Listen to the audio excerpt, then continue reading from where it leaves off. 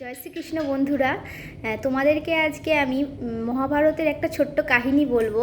আমরা সবাই পাণ্ডু এবং কৌরবদের সম্পর্কে সবাই কম বেশি জানি আর কি। ছোটোবেলা থেকে আমরা বিভিন্ন ধরনের কাহিনীতে, টিভিতে, সিরিয়ালেতে মহাভারত আমরা দেখেছি, বড়দের মুখে শুনেছি এবং সেইটার কাহিনী আজকে তোমাদেরকে একটুখানি বলবো। পাণ্ডু, আমরা জানি পাণ্ডুর 5খানা পুত্র ছিল এবং কৌরবরা সংখ্যায় 100টা ছিল।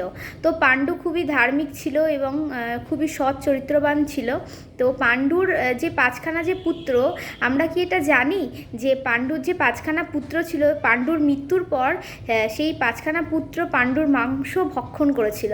শুনতে খুব অদ্ভুত লাগবে, কিন্তু এটাই কিন্তু ঘটেছিল।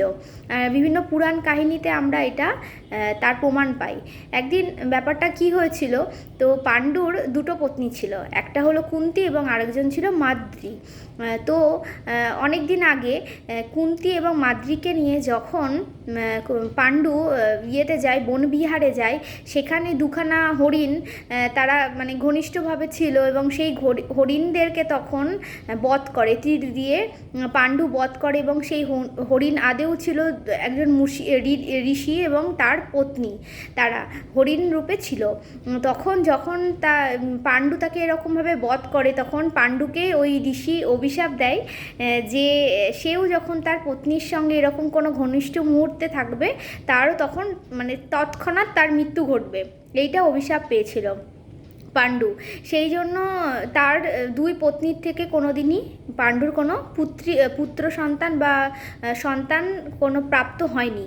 তো কিন্তু এদিকে কুন্তী ঋষি দুর্বাসার প্রার্থনা করেছিল, তার কাছে আরাধনা করে তিনটে মানে একটা বর পেয়েছিল যে যে দেবতাকে ইচ্ছা তার থেকে সে কুন্তী সন্তান লাভ করতে পারবে মন্ত্রপুতভাবে।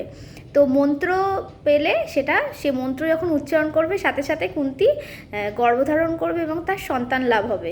তো এই কথাটা যখন পাণ্ডু জানতে পারে, সে খুবই খুশি হয় এবং তারপর থেকেই কুন্তীর যখন এই দেবতাদের আরাধনা করে নাম করে, এবং সূর্যদেবের থেকে আমরা সবাই জানি যে প্রথম যে সন্তান ছিল কর্ণ, সে তো কোনোদিনই মাতার পরিচয় পায়নি, কর্ণ।